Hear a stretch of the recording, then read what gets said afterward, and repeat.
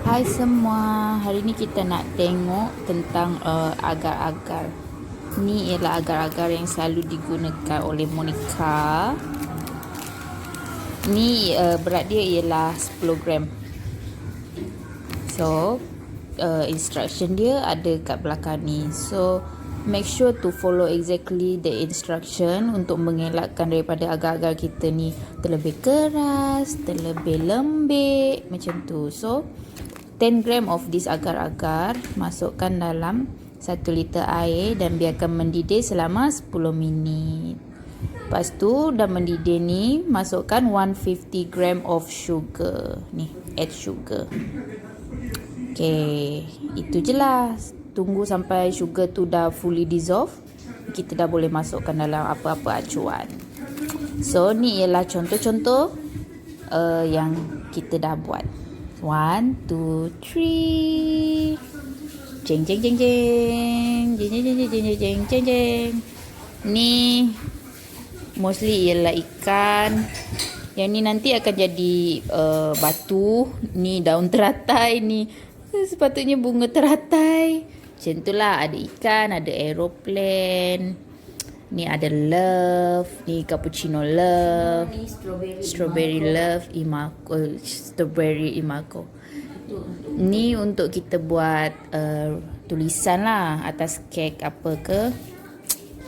So nanti bila kita dah keluarkan dari acuan ni, kita akan tunjuk juga gambar. Okay. Okey, inilah agar-agar ikan yang telah kita keluarkan. So sekarang kita dah tengah warnakan lah yang first ni. Okey, kita dah letak warna merah dengan campuran warna merah dengan kuning sebab kita nak efek warna orange kemerah-merahan. Okey, sekarang ni kita warnakan warna hitam sikit. Okay, mana-mana je lah. Kita kan nak buat ikan koi. So, ini warna hitam. Warna hitam saya tak ada. So, saya gunakan dark chocolate Imalco. Okey. Dark chocolate Imalco juga saya telah gunakan untuk untuk mata dia. Mata saya just dot sikit, lepas tu cucukkanlah buat mata. Ada juga yang macam menangis ni. Ni sampel ni sampel.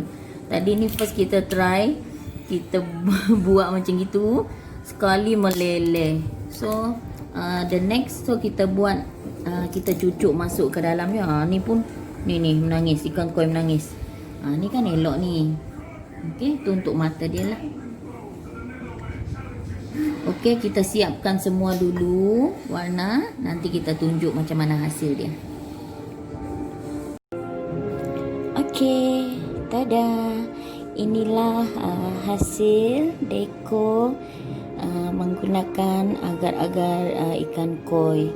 Okey, ini saya siapkan untuk birthday, menggunakan kek puding Blue Ocean. Blue Ocean tak kisahlah, bukan kat laut.